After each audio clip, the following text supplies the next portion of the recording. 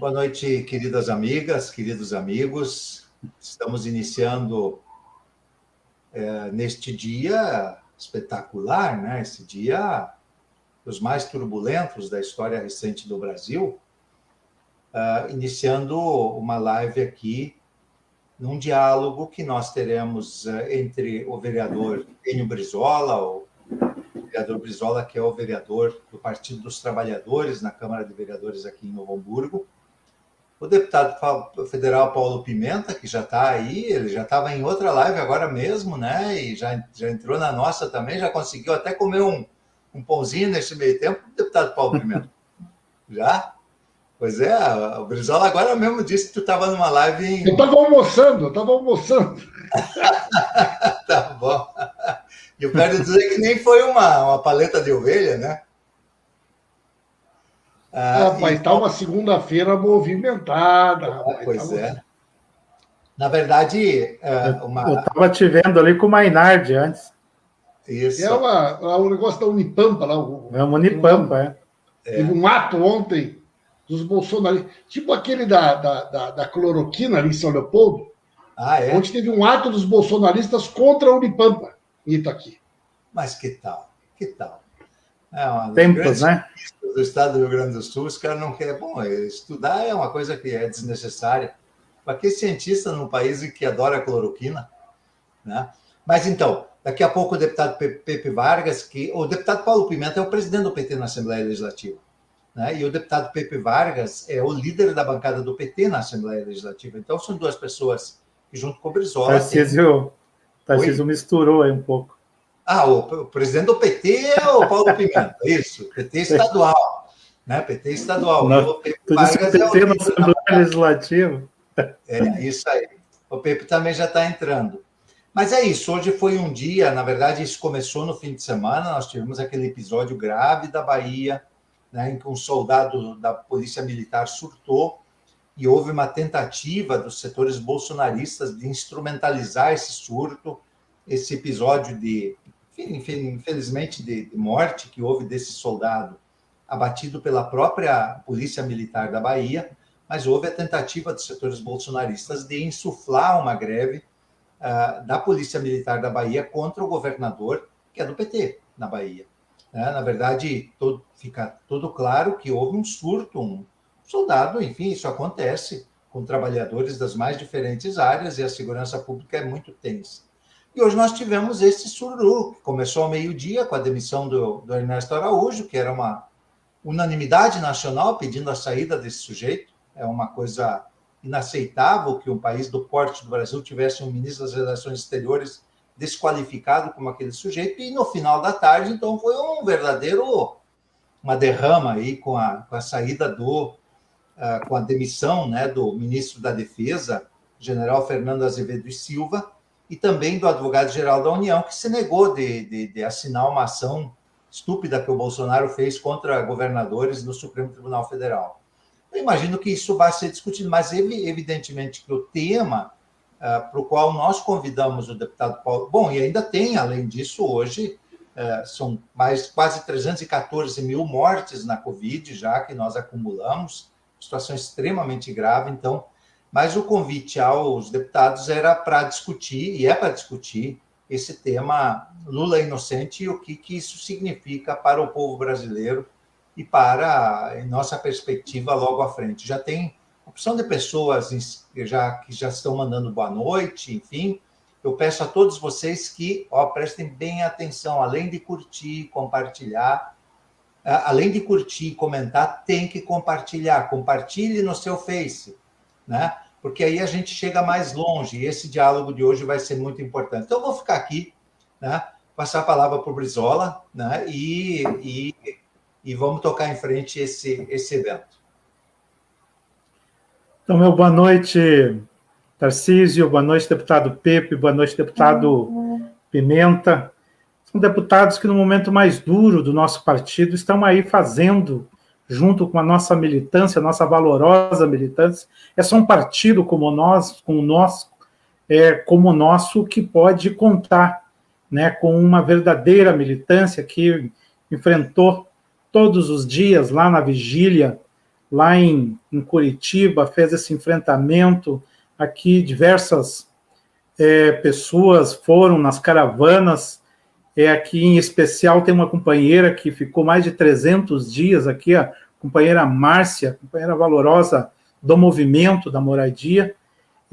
Também o Tarcísio, que dedicou a sua campanha, né, deputado ao Lula livre. Então, essa resistência aqui que vem se construindo durante todo este período.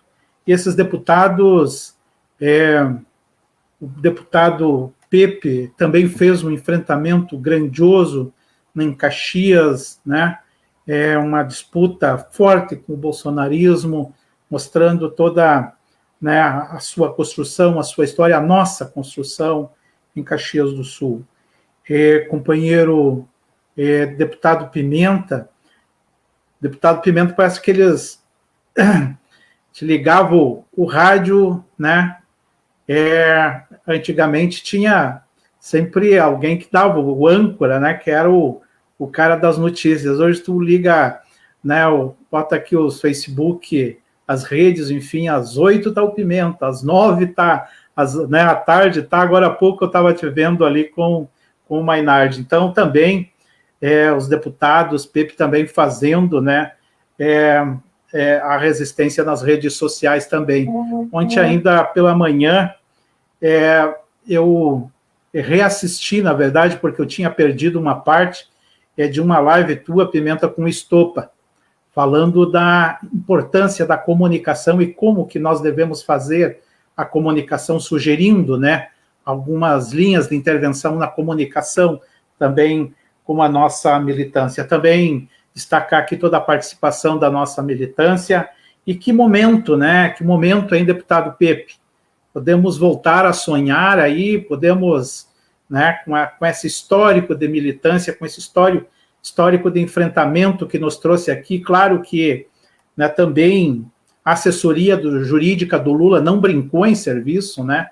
Isso foi um fato que a gente também, né, tem que registrar, sim, a convicção da linha de defesa, né? Então, importante vitória, estamos todos animados, que na Câmara a luta tem sido difícil, enfrento aqui 13 vereadores de direita, né? Sou o único aqui encarregado com a tarefa de também fazer, dentro do espaço desse parlamento aqui, que dá suporte a um projeto também neoliberal na cidade. Então, meu boa noite, Pepe. Vamos iniciar com a saudação dos deputados e depois o Pepe, então, começa, né, abordando esta questão que eu levantei, se a gente pode já, né, começar a sonhar, e também quais são as tarefas nossas para esse período.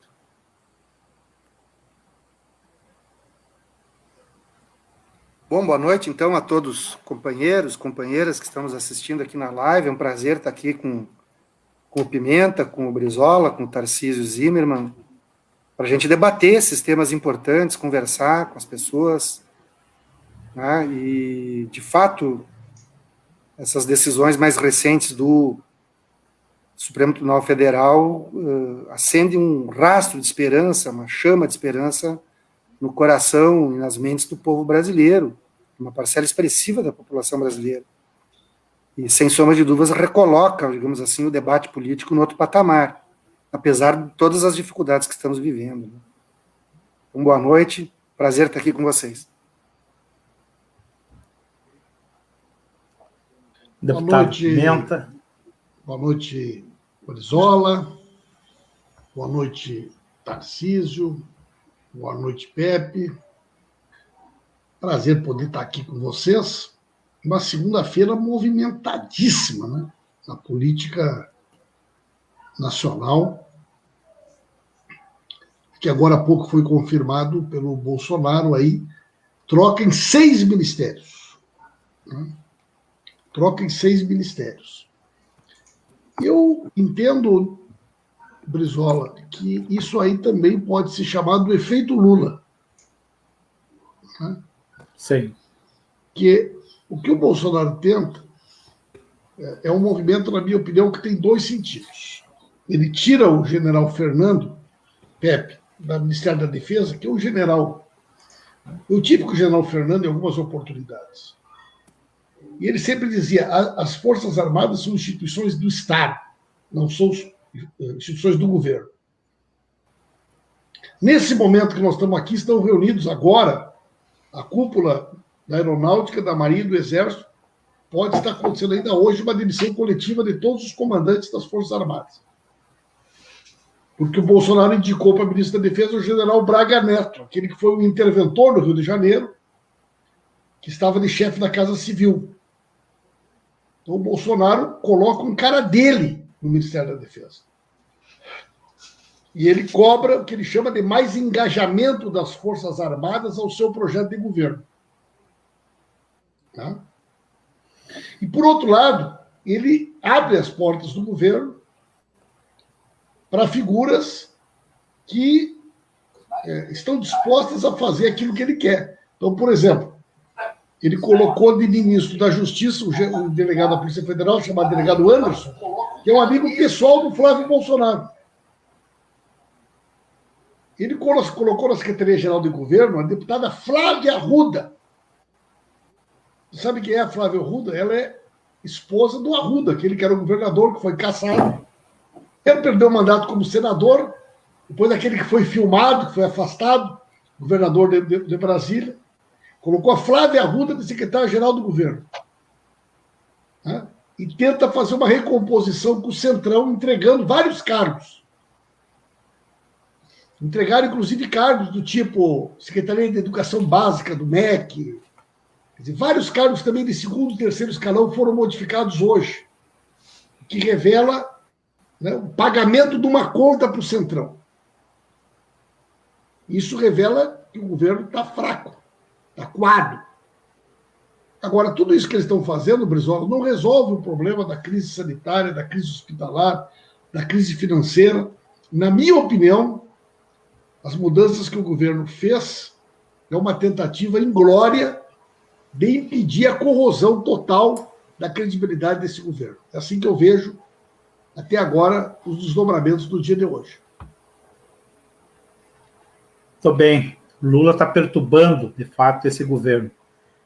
Pepe, ia fazer uma abordagem também, conjunturando o dia de hoje, essas questões do governo, mas também, né, colocando, aí já fazendo quais são os nossos, dentro dessa conjuntura, aí, quais são os nossos desafios, né?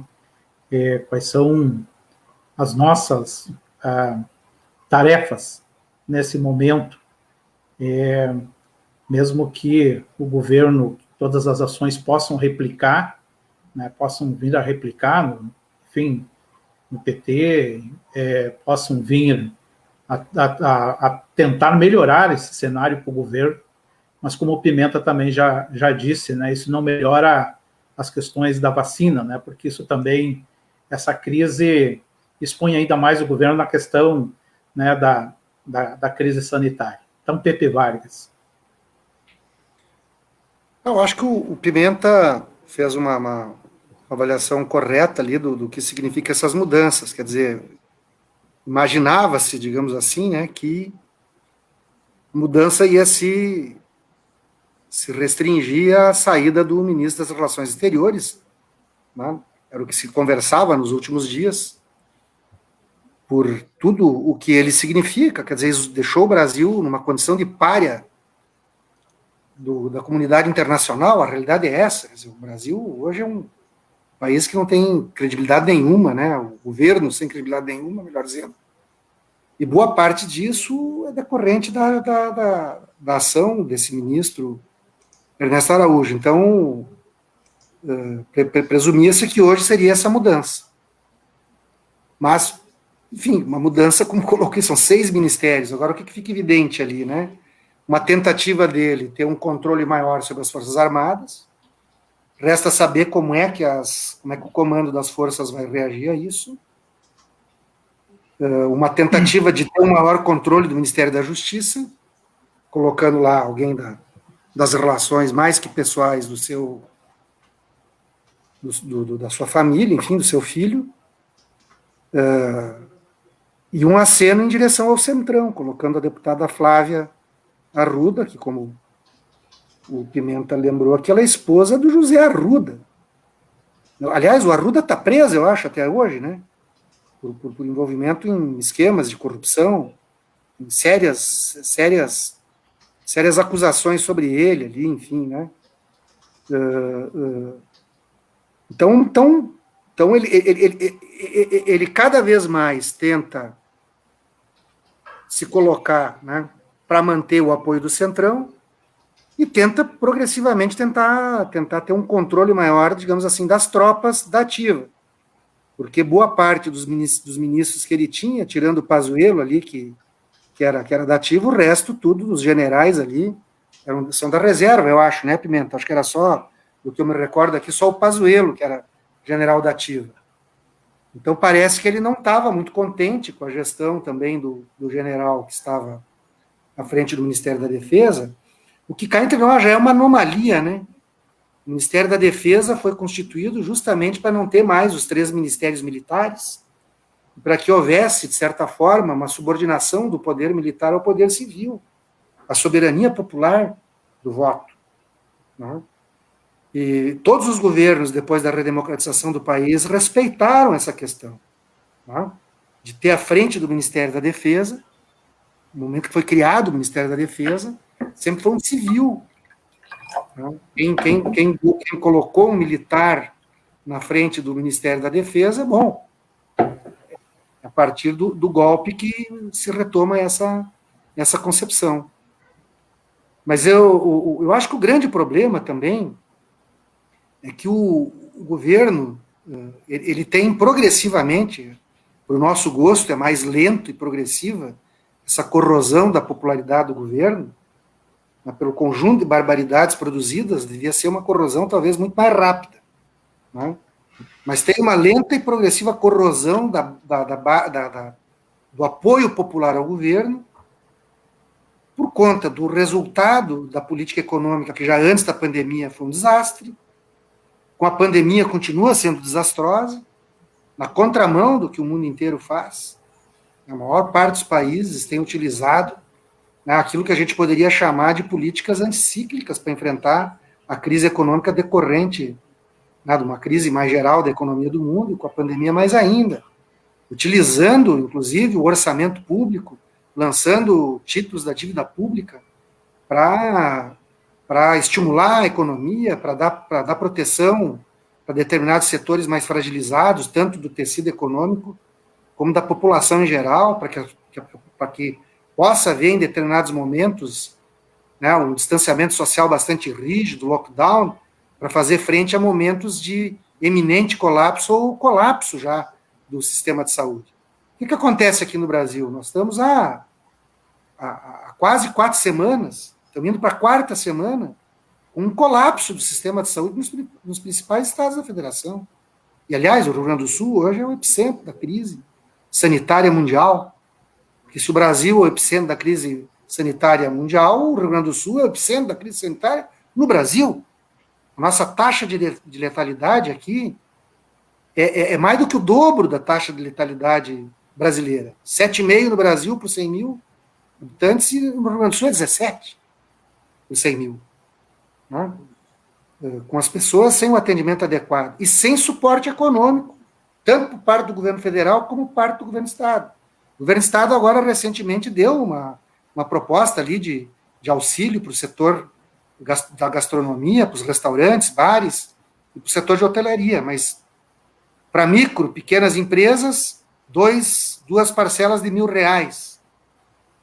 Para funcionários desempregados desses setores, 2 parcelas de R$400. Para mães, chefes de família com 3 filhos e famílias de até 5 pessoas, que não estejam no Bolsa Família, 2 parcelas de R$400. É importante, não vou negar a importância de qualquer ajuda nesse momento, é bem-vinda, mas absolutamente insuficiente. Né? Então, tanto o governo do Estado como o governo federal, bom, o tal do Pronamp, aquele do governo federal, só pega o Pronamp quem não precisa. As empresas as micro e pequenas empresas que realmente precisam do Pronamp, não conseguem acessar o Pronamp.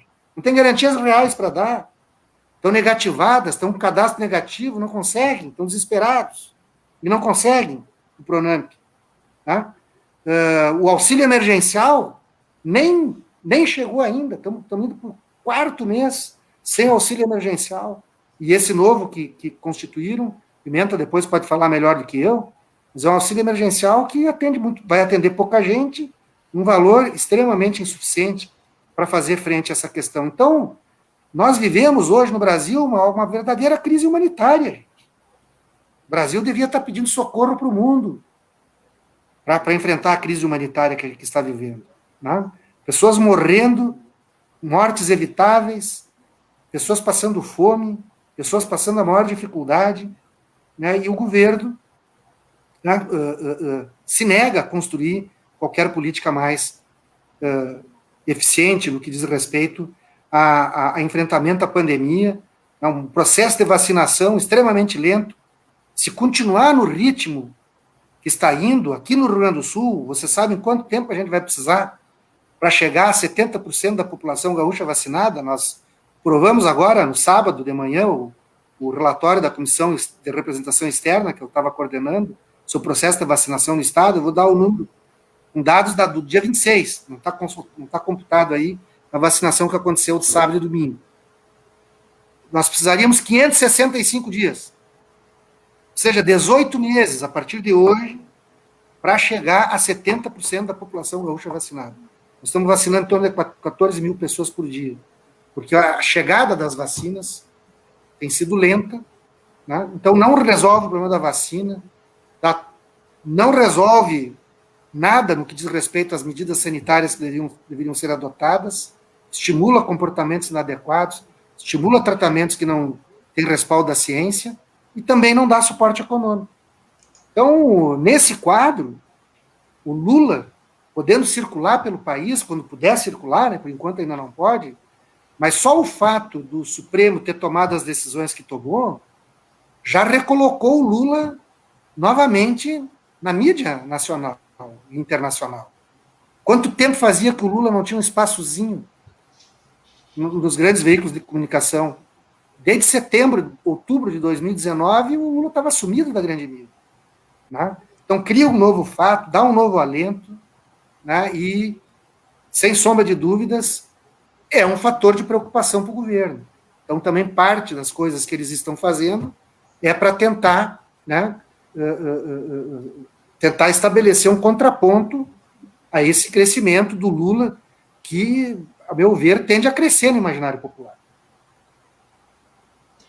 Brizola, antes de tu seguir, eu estou para evitar que tenha que anunciar aqui, eu estou colocando as pessoas que entram aqui mandando mensagem na tela. Então, eu queria só pedir a todas as pessoas, estão com uma grande audiência, que todo mundo compartilhe, né? Todo mundo compartilha essa live, porque aí nós chegamos muito mais longe. Nós temos hoje um prazer enorme de ter duas figuras extraordinárias da política, o deputado Pimenta, o deputado Pepe Vargas, nesse debate tão importante. Então, era só isso. Não, queria dizer que nesses tempos amargos aí, tem uma boa notícia que eu vi agora.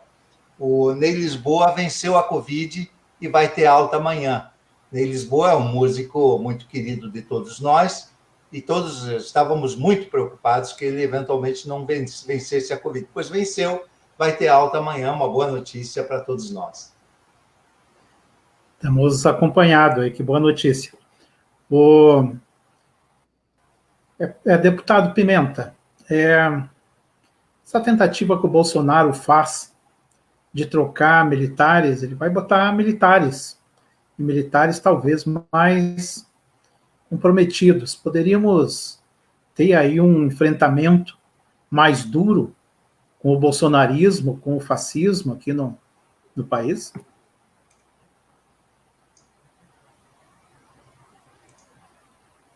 Olha, Brizola, a impressão que eu tenho, né, é que o Bolsonaro ele faz permanentemente um processo de teste com as instituições. Os bolsonaristas, de uma forma geral. Então, por exemplo, esse episódio de ontem da Bahia.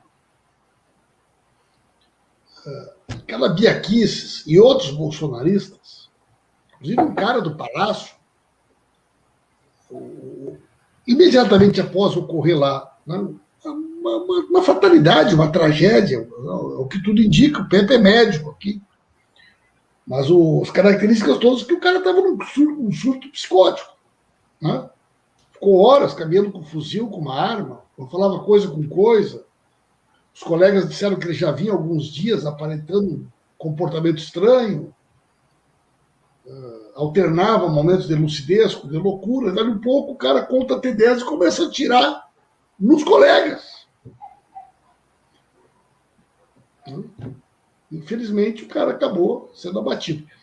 Agora, vejam bem, imediatamente essa Bia Kicis, que é presidente da Comissão de Constituição e Justiça, ela posta um Twitter dizendo assim: o herói, soldado Wesley, acaba de ser morto. Foi morto porque se negou a cumprir as determinações do governador genocida do PT, que queria que ele impedisse os trabalhadores e trabalhadoras de trabalhar. Né? Queria restringir a liberdade das pessoas de circularem. E ele se insurgiu contra o governador e por isso ele foi morto. Ele escreveu isso. E disse, a partir de agora, chama a polícia militar a não cumprir mais ordens ilegais do governador. A presidente da Comissão de Justiça. Sim. Um outro cara lá do Palácio, tal de Pedrini, publicou o seguinte: Lúcido foi morto pelos insanos que tentam tirar nossa liberdade. Né? Parabéns ao soldado Wesley. Sua morte não será em vão. Né? Bom, depois todos eles apagaram esses Twitter hoje durante o dia. Ela apagou e disse, olha, eu acabei me expressando mal. Nós temos que investigar. Então, tu percebe, o Bolsonaro, semana passada, ele vai lá e diz, olha, os Verde Oliva estão comigo. Ok? Se os governadores continuarem aí tentando impedir as pessoas de trabalhar, o exército pode entrar em campo. Então ele vai testando as instituições para ver até onde elas estão dispostas a ir. E a crise sanitária, a crise hospitalar, ela acaba criando um ambiente onde, por um lado, os governadores e o governo federal se aproveita para tentar provar coisas que teriam mais dificuldade. O parlamento funcionando de forma virtual, aí a tentativa para vender a Corsã, para vender a CE. O Paulo Guedes, a semana passada, ele disse, vocês querem auxílio emergencial maior? Não, é fácil. Autorizem nós a vender as empresas do governo. Né? Então, eles se aproveitam desse ambiente. E o Bolsonaro joga com isso. Essa semana é 31 de março. É um período que eles gostam muito de flertar com a ditadura, com esse sentimento, né, autoritário.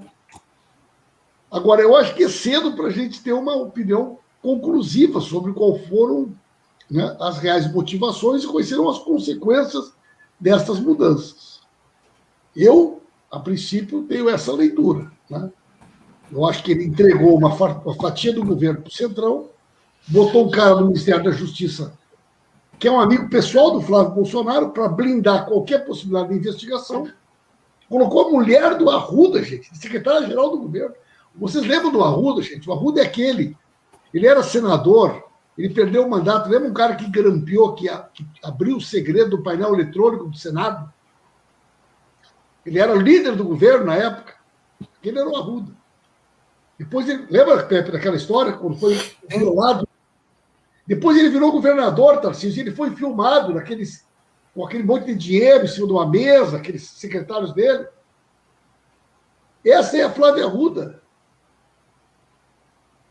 que hoje virou secretária-geral do governo. Ela é do PL, é do partido do Valdemar da Costa Neto, do partido do Cherini. Né? Esse é o time. Então, é evidente que ele está tentando um movimento. Agora, qual é o problema? As questões estruturais ele não tem como enfrentar. Ele não enfrenta o tema da pandemia porque ele construiu um discurso negacionista de estímulo, né, às pessoas desrespeitarem, isolamento social, as normas sanitárias, ele não consegue recuar disso. E do ponto de vista da pauta econômica, ele ainda continua refém do Paulo Guedes. Porque isso que o Lula tem dito, olha, gente, é hora de fazer dinheiro. Nós temos que enfrentar a crise gastando. Na guerra foi assim. Nos momentos de crise aguda, na Guerra do Paraguai, o Brasil gastou 11 orçamentos. Os Estados Unidos, depois da Segunda Guerra Mundial, gastou 7 orçamentos no ano para retomar sua capacidade produtiva e garantir que o povo não morresse de fome. Mas esse discurso não cabe no Paulo Guedes. O Bolsonaro é refém dessa política econômica. Então, eu não vejo como o Brasil enfrentar a crise sanitária, enfrentar a crise econômica com o Bolsonaro. É por isso que eu acho que essas mexidas que ele está fazendo não serão suficientes para diminuir a gravidade da crise e a corrosão da própria credibilidade do governo. Há uma tendência, o aprofundamento da crise, um desgaste maior desse governo, porque essa mexida, isso é uma reforma, né? É quase uma reforma administrativa, política no governo, mas sem norte, né? O Guedes com o discurso privatista, esse auxílio que foi aprovado de R$150 não compra uma cesta básica e um bujão de gás, a crise, né, aumenta, o governo continua tendo problemas ainda fortes, grandes, de adquirir as vacinas. Nós temos uma parte da população que está na linha de frente do Covid, os trabalhadores da saúde, tem uma grande parte da população que compreende a necessidade de contribuir, que compreende a necessidade de estar ficando em casa, de estar se preservando nesse momento, mas uma parte segue, né, nessa discurseira, nessa insistência de manter comércio funcionando, nessa insistência de não ter um fechamento, uma paralisação, né, uma desacelerada por um período. E nós continuamos nesse quadro que o Pepe, né, então, abordou antes. Então, acho que é importante também nós conversarmos sobre um pouco da nossa tarefa. Vocês na Câmara dos Deputados, na Assembleia, nossos deputados, uma parte também importante dos deputados de esquerda também contribuem muito, né, nesse enfrentamento. Uma outra parte segue a fala do Ciro Gomes e a gente perde potência também. Enfim, então gostaria que vocês abordassem um pouco também para a importância de mantermos uma mobilização ativa nesse período. Nós voltamos para o jogo. Não é pouca coisa, né, o que a gente conquistou nesse período, esta virada. Nós estávamos entrando já numa linha bem de desesperança, né, com toda esta situação. Acho que isso que nós temos hoje dá um gás importante para o partido. Então, gostaria que vocês também apresentassem um pouco, assim, se vocês também compartilham desta impressão de que a gente pode ter hoje condições de mobilizar, de remobilizar,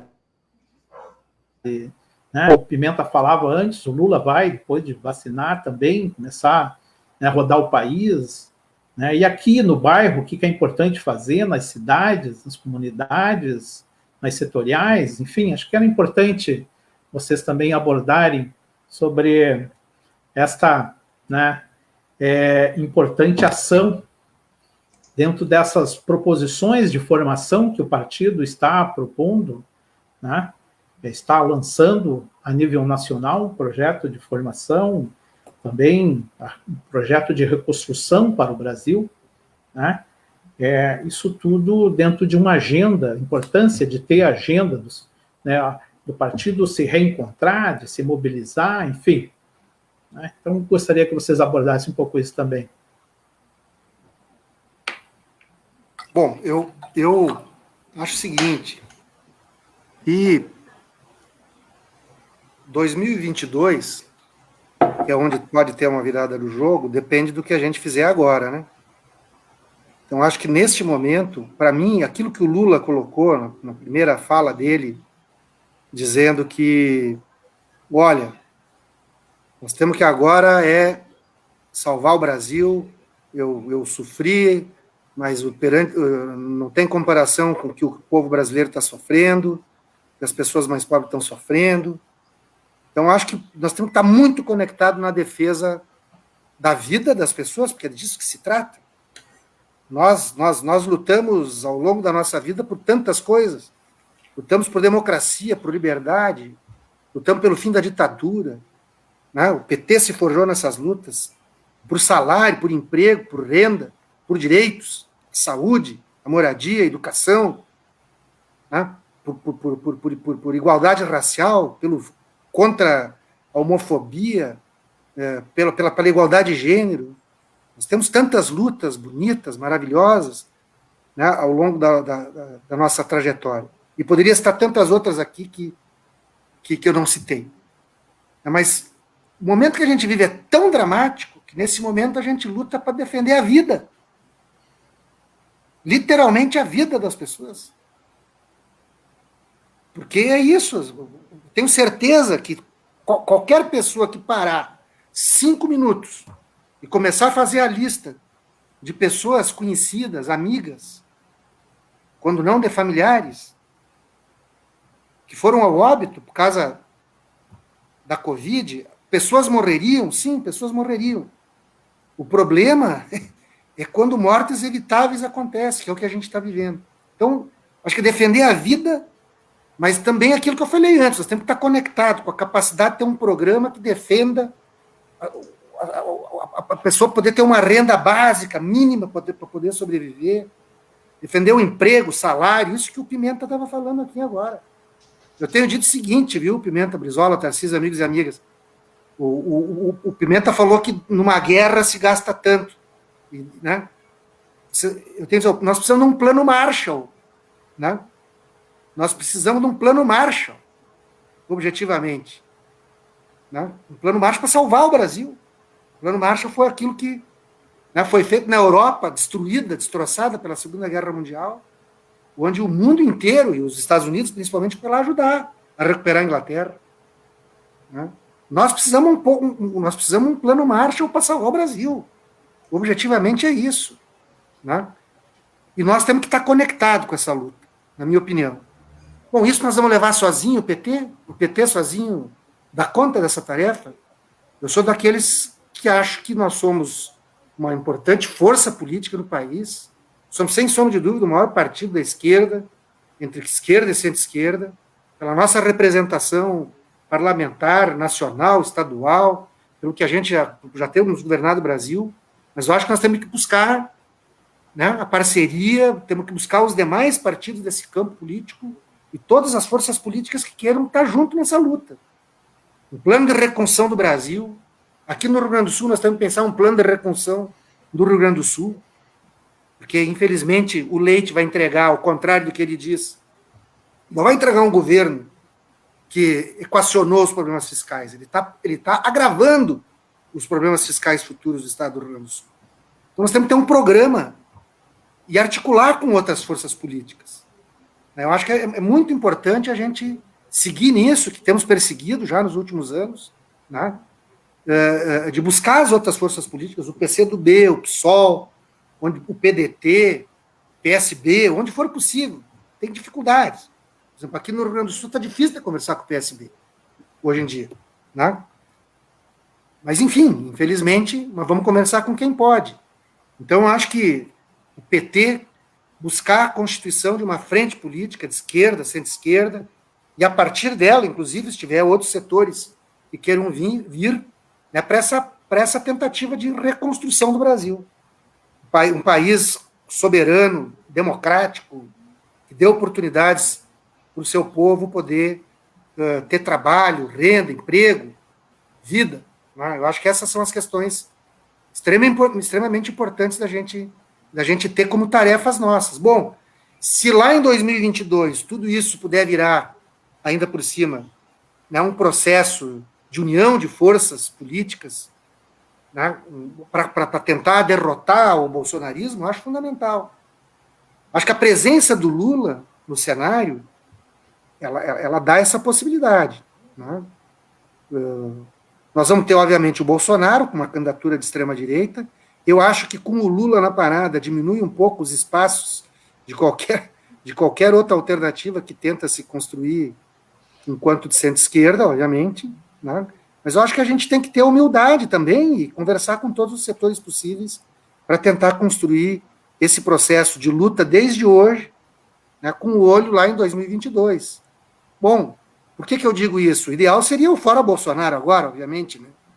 Mas no momento atual, não parece que o Congresso Nacional tenha uma correlação de forças para a gente sequer apresentar uma proposta de impeachment.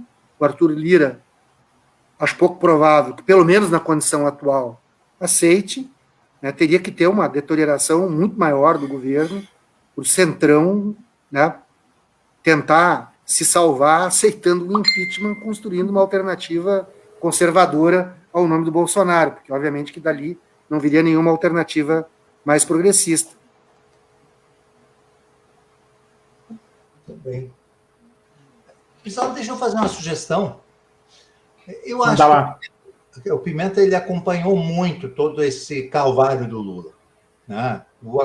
Talvez de todos os nossos deputados tenha sido o que mais acompanhou. Eu acho que valia um pouco a pena relembrar um pouco isso, porque, vamos dizer assim, essa campanha criminosa que foi organizada contra ele foi uma coisa muito pesada, né? Contra o Lula, contra o PT, essa história de chamar o PT de ladrão, o Lula de corrupto, de ladrão, enfim, isso foi uma coisa muito pesada. Eu acho que o que aconteceu no Supremo, talvez a gente não tenha compreendido ainda, muitos companheiros não tenham compreendido, e aí tem muita gente, inclusive, que ainda acha que o Lula é condenado. Não, o Lula é inocente. Não tem nenhuma condenação contra o Lula. Pode dizer que ele é investigado, pode dizer que ele é processado, mas não tem nenhuma condenação. Então, talvez tu pudesse falar um pouco sobre isso, Pimenta. Nesse turbilhão de assuntos e de coisas acontecendo ao mesmo tempo, tem coisas extremamente relevantes que acabam perdendo a sua repercussão. Né? Hoje, não sei se vocês chegaram a ver, hoje a defesa do presidente Lula encaminhou para o Supremo Tribunal Federal mais uma petição onde o perito analisa os diálogos mantidos entre os procuradores. Eu digo para vocês assim, são 82 páginas. No meio de toda essa confusão, eu li hoje essa nova petição. Rapaz, se tu lê aquilo ali, tu não acredita que tu está lendo. Tu não acredita. Não é? Quer dizer, num determinado momento, o presidente da entidade, Associação Nacional do Ministério Público, que na época era o Romalinho, ele diz assim, gente, pela urna vai ser impossível nós derrotar o Lula. Pelo voto ele é imbatível. Tá? E aí o Ailton Benedito, aquele que é um procurador de Goiás, que agora é um dos chefes do Ministério Público, ele diz assim, não, mas pelo menos nós temos que fazer um sofrimento dos petistas, dos apoiadores dele. Porque eu sou adepto de que o sofrimento alheio me provoca um desejo, uma coisa assim. Né?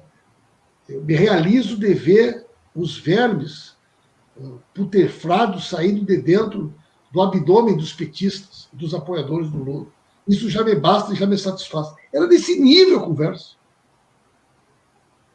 Esses procuradores. Ainda pelas tantas, ele disse, olha, nós temos que atacar os advogados. Temos que abrir várias frentes ao mesmo tempo, porque aí eles não vão ter nem tempo de trabalhar. Tudo combinado. Aí tem uma outra parte de hoje que ela trata da questão da relação com os Estados Unidos. Aí o Dallagnol diz para eles, gente, esse material que está vindo por pendrive é um pessoal que não está vindo pelos canais oficiais. Nós temos que ter muito cuidado, porque isso aqui que nós estamos fazendo não pode. Mas a proposta dos americanos é muito boa, com os americanos nós vamos ganhar muito mais. Tratando daqueles valores, os famosos 2,5 bilhões. Então, com tudo isso aí, as pessoas têm que tentar ler com o tempo. Porque tu entende o que é a Lava Jato. Quem não entender que a Lava Jato, em cima de uma questão correta, que é temos que combater a corrupção na Petrobras, se transformou num projeto de poder e que tinha muito claro que o Lula era um empecilho para esse projeto de poder, que, portanto, era necessário, né, impedir a candidatura do Lula, era necessário criminalizar o Lula, criminalizar o PT, não entendeu nada do que aconteceu.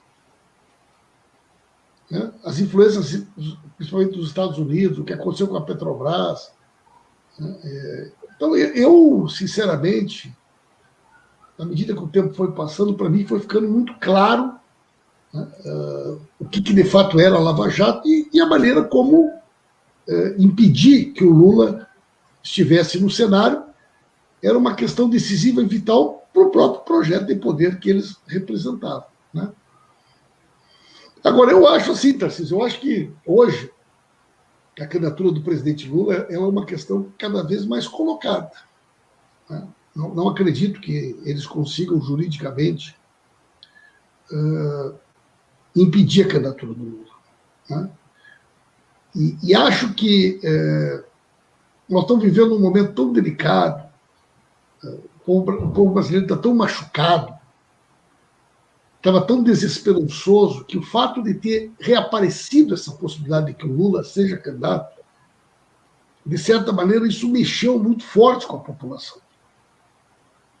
A palavra que eu mais ouço é esperança, futuro. Né? As pessoas voltaram a acreditar. E eu acho que pode se criar uma grande onda no país em torno da figura do Lula. Né? Como alguém capaz de construir um projeto de reconstrução nacional. Soberano, né? Inclusivo, democrático. Então, eu acho que é uma conjuntura muito dinâmica. Né? Agora, por outro lado, o que acontece? O efeito Lula ele causa várias coisas. Entre elas, por exemplo, uma necessidade dos governadores e do governo federal de tentar acelerar os seus projetos de privatização. Por quê? Porque não sabe o que vai acontecer no ano que vem. E o ano que vem, além de tudo, é um ano eleitoral. Então, em vários estados, Pepe, hoje eu vi relatos de deputados, está acontecendo o que o Leite está fazendo aqui. Em vários estados. Porque eles veem na pandemia uma oportunidade. Né? Como a conjuntura toda está voltada para a vacina, para isso, para aquilo, também é um momento de fazer a maldade.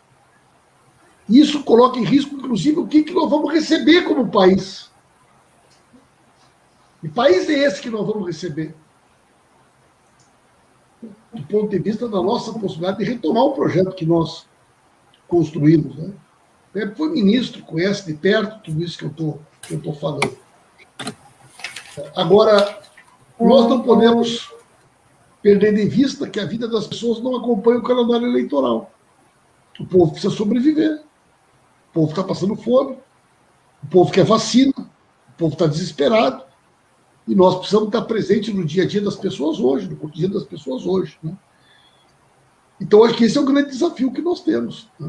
Uma conjuntura delicada, desafiadora, que exige de nós, Brizola, tu como vereador, o vereador é a pessoa que está mais perto da comunidade. O desespero pelo leito hospitalar, pelo oxigênio, em primeiro lugar é do vereador que a população chega.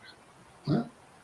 Eu sei que Novo Hamburgo, Caxias, né? Santa Maria, nós estamos em 3 cidades onde a situação está absolutamente desesperadora. E como o Pepe disse, cada um de nós, se parar para pensar aqui um pouquinho, a gente sabe de quantas pessoas que perderam a vida ou estão hospitalizadas em situação grave das nossas relações pessoais. 30 dias a 60 dias não era assim. Isso pode também levar a uma alteração da postura das pessoas diante da omissão do governo. Eu acho que pode, né? Acho que pode haver uma mudança de percepção da responsabilidade do governo sobre tudo isso que está acontecendo. Essa é a minha leitura. Muito bem. Temos recebido aqui, de fato, bastante mensagens, participação aí da nossa militância, que é muito importante. Acho que as questões, o Joel, metalúrgico de Canoas, que fazia um tempo já que a gente não se encontrava, nos reencontramos aí essa semana nas redes, e ele colocou essa questão, Pepe, do programa, do quão é importante assim, a construção de um programa, não só a disputa eleitoral, mas ter, de fato, assim, né, uma construção para fazer um debate, para fazer no nosso partido, na frente, na frente popular, se a gente conseguir reconstruí-la, restabelecê-la, e também com as nossas comunidades. Acho que é muito importante, uma das questões, inclusive para discutir aqui no nosso Estado, a humildade, né, de termos a humildade para sentarmos e dialogar sobre uma composição. A grande onda que pode ser, Pimenta, acho que o partido aproveitar a nível nacional, estadual, municipal, esse momento e se apresentar mais, né? E peitar mais, e enfrentar mais, e discutir mais, e se encontrar mais, né? mesmo que seja virtualmente. Acho que há essa esperança, a militância do PT, de ver novamente assim, a possibilidade de uma reconstrução nacional dos trabalhadores, poder voltar a debater sobre seus direitos, né, de repautar seus direitos, de revisar todas essas reformas que foram feitas, essas reformas que impactam muito a vida dos trabalhadores hoje, vindo embora hoje, onde eu moro é um bairro com muitas lombas, muitas subidas, e eu vi um peão pedalando uma bicicleta dessas de entregar lanches. É isso que essa uberização, né, da vida dos trabalhadores.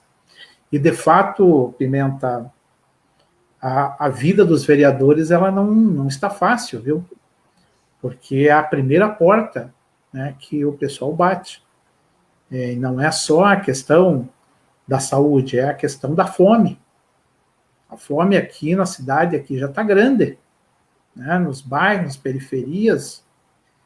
Então, acho que essa discussão da solidariedade, esse engajamento nos movimentos que estão acontecendo com relação a cobrar dos governantes a vacina já, dessa pressão no município, pressão no Estado, pressão no governo federal, e aproveitar esse momento, né, para também nos reaproximarmos da sociedade e nos posicionarmos com relação, inclusive, a cobrar mais políticas públicas. Está aí um projeto de um companheiro nosso na Assembleia propondo a renda mínima, né?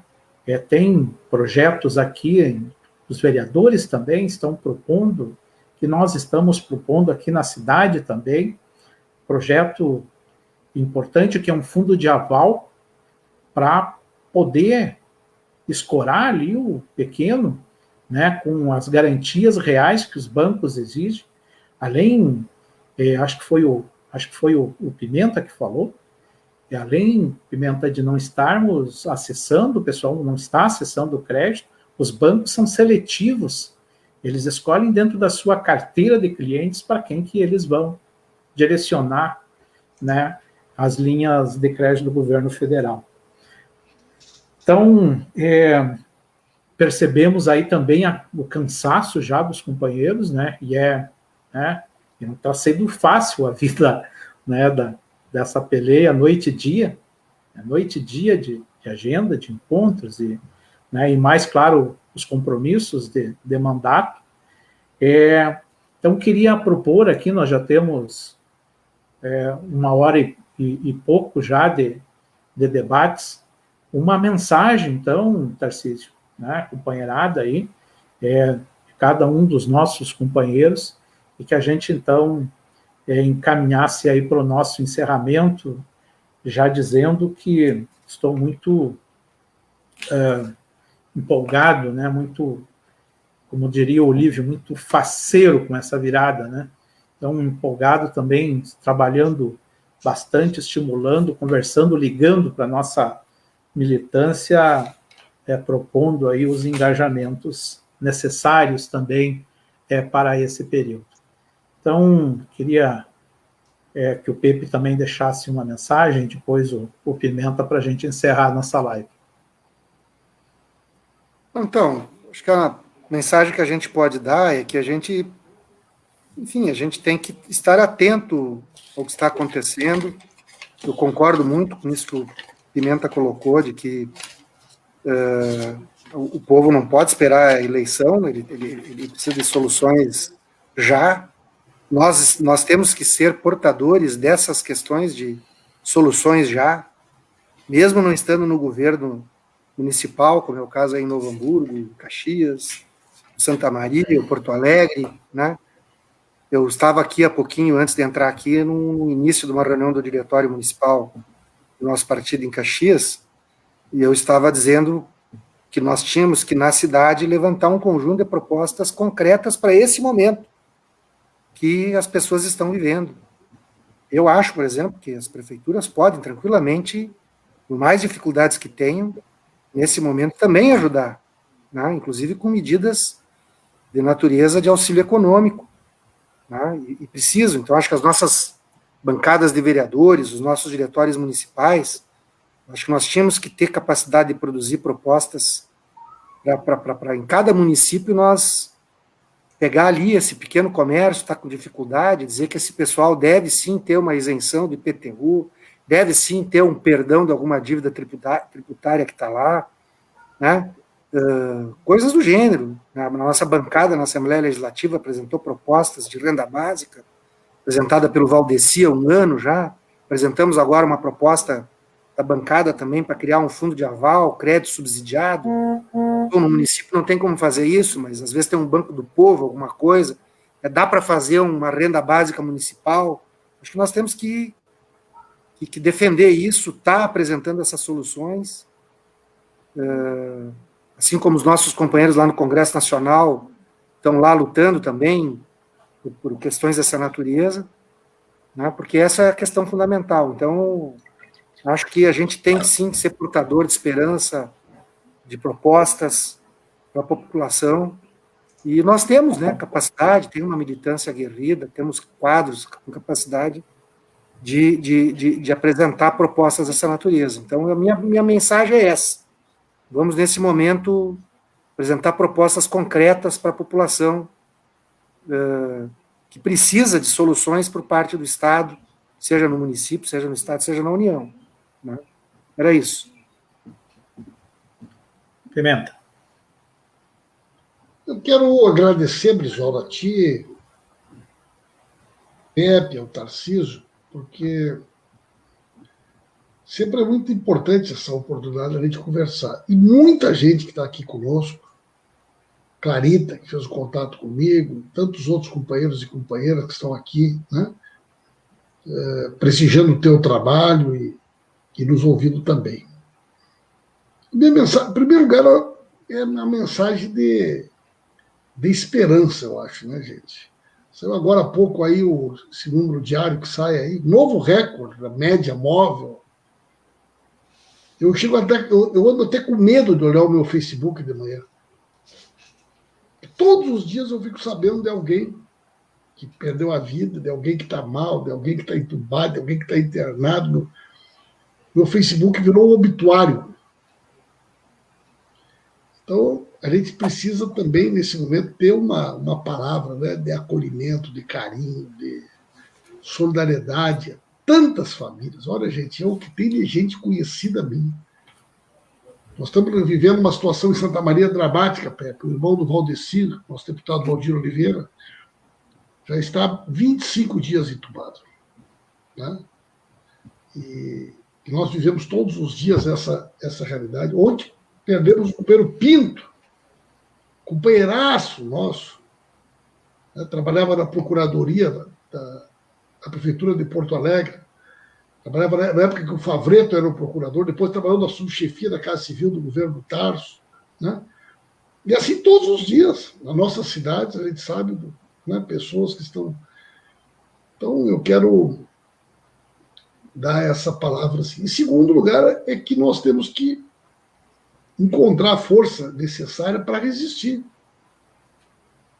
E olhando para aquilo que hoje é a prioridade da vida das pessoas. Tu falou aqui, Brizola, as pessoas estão com fome.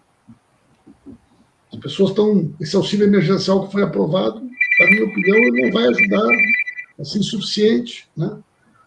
Nós precisamos forçar o projeto da renda básica, o Valdeci. Precisamos lutar pela vacina. Precisamos lutar, mobilizar para que não falte insumos. Muitos hospitais aí estão desesperados com a possibilidade de faltar remédio, de faltar insumo, de faltar oxigênio.